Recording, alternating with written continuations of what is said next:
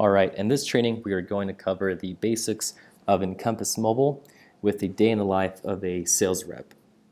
So to begin, every day, when you first start your day in the morning, you're going to tap on sync at the very bottom, and then you're going to tap on sync one more time down the middle.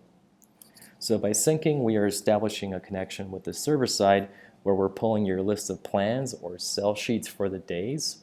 And then we're also pulling any updated customers, pricing information, any products that may have been entered that are new to the system. That is what the sync will do. When that's done, go ahead and tap on Home, and that will bring you back to the home screen. So from the home screen, the next step here, you're going to tap on My Day, and by default, My Day brings you to today's date. So if you did have different plans, if you're selling out of sequence, you can definitely tap on the calendar at the very top and change your particular plan date. But in this case, I'm going to keep it simple. I am on 5/19. This is my selling day. And I'll go ahead and start with my accounts here. So there are different ways to view your plan. Here is the default stops page. If I tap on Map right down the middle, that will give me more of a map view in terms of my account breakout for this particular plan. And I also have service time. So if service windows are set up in the system, this will give you more of a timeline throughout the day on how to hit those stops. I'm going to go back to my stops default view. And it looks like Scotty's is the very first account I see there, Scotty's Tiki Bar. So to initiate an invoice here, you tap on the customer. You're going to go ahead and tap on Sales Invoice. So it looks like I have a couple options here. I'll go with the very first one.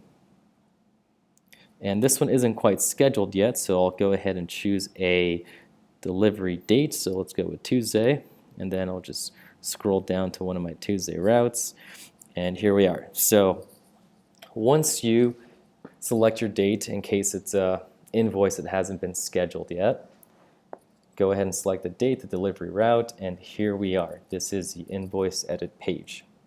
So on the left-hand side we have products. On the right-hand side we have product information or product detail. So as you tap on the product on the left, you get additional information on the right. So you do get information such as UPC, customer history, pricing, and on-hand inventory. So because this particular demo site is still in the middle of a transition, we don't quite have on-hand inventory, but that's okay because we can force it through given the permission. So for the basics here on the left-hand side, we'd have two different columns.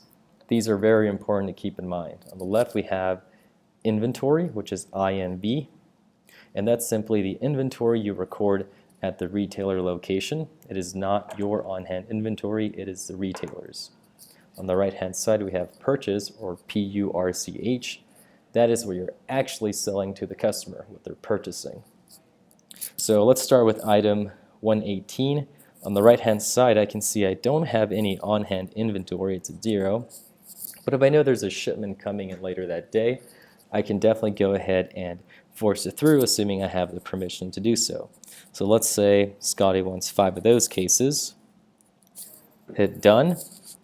I will not back order it, but I am going to force it through so it stays on the invoice. Let's go with the next item, 154. Tap on the product. Give it a quantity. Once again, I'll force it through. And let's say while I'm selling this, I also count the on-hand inventory. I know he has 2 cases of that in stock and 1 case of this. If you're wondering what the color code on the left-hand side is, the INV column, that is the calculated inventory at the store location. So as we progress with Encompass and we get more sales history and sales transactions, that calculated value will be a lot more effective in determining what the retailer's on-hand inventory or days of inventory will be as you sell to them. So right now I have a total of 10 cases sold to Scotty's Tiki Bar. Let's go ahead and hit the back arrow on the upper left-hand corner to see our invoice total.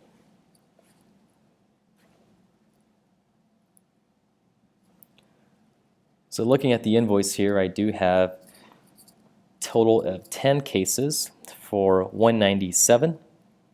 There are two ways to modify the invoice once again. So let's say that Scotty is looking to add a few more cases to his order. How do we do that?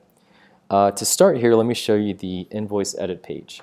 The invoice edit option, top right corner. What we do here is you tap on the menu, the hamburger button on the upper right hand corner, and then you will tap on invoice edit.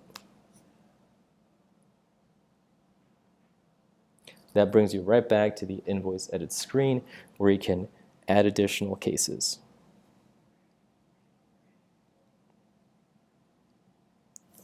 The other way to access invoice edit is to simply tap on any one of the products that are already on the invoice. So if I were to tap on any one of these, it brings me right back to the invoice edit screen.